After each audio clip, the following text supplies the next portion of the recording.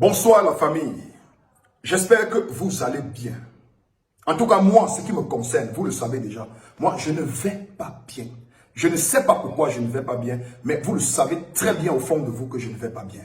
Et d'ailleurs, je ne sais pas quand est-ce que j'irai bien. Oui, c'est vrai, je bavarde beaucoup. Le gars là, il parle trop. Il énerve même. Sa tête parfois nous énerve.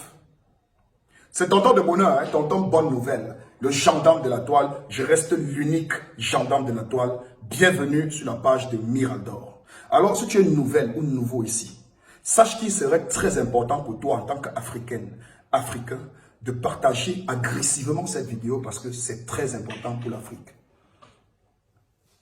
Je suis en Côte d'Ivoire, je suis venu ici vivre la CAN, vivre la fête du ballon, vivre une fête africaine, la fête de l'union sacrée. La seule chose capable d'unir les Africains, le football, cette chose que nous aimons tous. Mais en tant qu'Africain, là où vous êtes en ce moment, vous le savez pertinemment au fond de vous, qu'en ce moment se vit un génocide gravissime au Congo, où des millions de civils se font massacrer tous les jours. J'aimerais ici attirer l'attention du pays qui m'accueille en ce moment, la Côte d'Ivoire, qui est un pays d'hospitalité. Vous avez connu la guerre. Dieu merci, aujourd'hui, on ne parle de ça qu'au passé. Dieu merci. Alléluia. Amen. Le Congo est en train de vivre aujourd'hui un terrible génocide. Je suis Camerounais, je viens du Cameroun. Nous avons combattu une guerre dans le nord du Cameroun contre la secte islamique Boko Haram. Le BI nous a permis de déraciner cette secte islamique. En ce moment où je vous parle, nous sommes en train de vivre une guerre dans les régions anglophones du pays qui a commencé par une crise, une simple revendication, mais qui est devenue aujourd'hui de l'enfer pour le Cameroun, où des enfants et des femmes et même des hommes, des civils comme des hommes en tenue sont massacrés tous les jours. Écoutez-moi très bien. Je sais que vous avez l'habitude de m'écouter avec beaucoup de pertinence. Surtout, ne sortez pas de cette vidéo sans partager agressivement et violemment cette vidéo en tant qu'Africain, parce qu'il serait très important pour vous de la partager.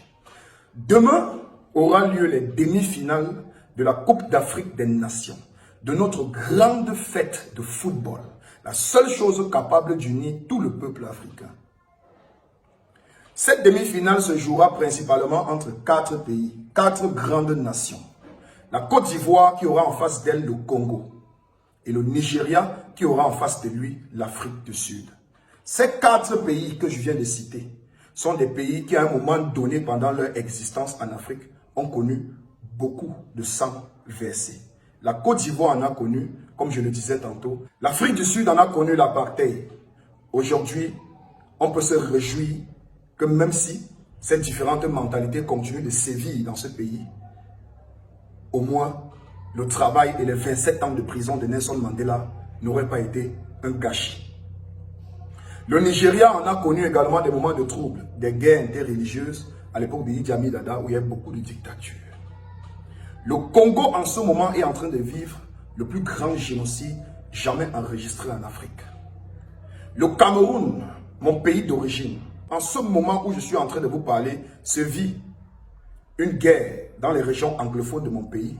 Guerre qui a commencé par une simple crise, par des simples revendications, mais qui aujourd'hui est devenue une terreur, une horreur. Nous perdons les nôtres, nos enfants, nos grandes sœurs, nos mamans, nos tantes. Nous perdons des civils, nous perdons des hommes en tenue, des jeunes qui se sont engagés pour pouvoir nourrir et bâtir leur famille, se font tuer tous les jours dans les régions anglophones de notre pays. Donc, moi, Camerounais, qui vous parle, à vous, la Côte d'Ivoire, à vous, le Congo, à vous, le Nigeria et à vous, l'Afrique du Sud, nous sommes tous des personnes ayant connu, à un moment donné, des versements de bains de sang dans nos différents pays. Alors, le football est non seulement une grande célébration en Afrique et également partout dans le monde. N'oubliez surtout pas que le football est un instrument de communication assez large, je dirais avec un spectre sauvagement large. Aujourd'hui, moi en tant que jeune créateur de contenu, jeune artiste camerounais, j'aimerais juste faire une petite suggestion. Vous savez, nous sommes tous des Bantous. Et on ne saurait célébrer le malheur en même temps que le bonheur. Si dans une famille, on a un mariage en cours et qu'à la veille de ce mariage, un membre de la famille très important décède, qu'est-ce que vous ferez? Vous poursuivez le mariage ou bien vous vous arrêtez à un moment donné pour pleurer le deuil? Je ne viens pas ici demander à ce qu'une grande célébration comme le football soit mise en attente. Mais je vous demande tout simplement en tant que jeune Africain d'utiliser le canal football, le canal de cette grande célébration africaine pour passer un message fort au Congo. J'aimerais qu'il y ait une indignation collective. J'aimerais qu'il y ait un hommage rendu à tous ces millions de Congolais qui ont perdu la vie. Et également à tous ces centaines de milliers de Camerounais qui ont perdu la vie. Et qui perdent encore la vie en ce moment dans mon pays, dans le nord-ouest, au Congo. Qu'il y ait un moment d'hommage rendu de façon officielle par tout le monde, disant non et stop à ce massacre. J'aimerais, je n'ai pas les capacités d'imposer quoi que ce soit. C'est juste une suggestion. Mes chers amis, j'aimerais encore vous rappeler de partager cette vidéo au maximum. Si la demi-finale de demain a lieu pendant les 2 matchs, Côte d'Ivoire, Congo, Nigeria, Afrique du Sud, et qu'aucun hommage n'est rendu à tous ces âmes perdues au Congo, tous ces génocides qui se vivent au Congo en ce moment, ça voudrait tout simplement dire qu'il y a traîtrise quelque part et que cette célébration africaine de football ne serait qu'une simple mascarade. Ça veut dire que quelque part, cette grande célébration ne serait qu'une célébration des hypocrites. Moi, je voudrais que demain, il y ait un moment de silence. Un moment de silence, parce qu'ici, on parle d'une grande demi-finale qui va se jouer demain en Côte d'Ivoire, dans un pays d'hospitalité. Alors, si demain, il n'y a pas un hommage officiellement rendu à ces Congolais, ces mamans, ces enfants, ces jeunes, le fer de lance de la nation, le fer de lance du continent africain, qui se fait liquider comme ça au Congo, ça veut dire que cette compétition africaine ne serait qu'une simple mascarade. Le football, toutes les caméras sont braquées sur nous en ce moment. Le monde nous regarde. Toute l'Afrique est présente à cette célébration.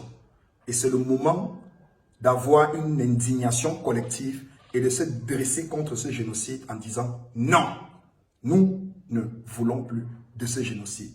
Si ça ne dépendait que de moi de façon personnelle, si j'avais des possibilités d'envoyer un message aux footballeurs congolais, moi, j'allais leur dire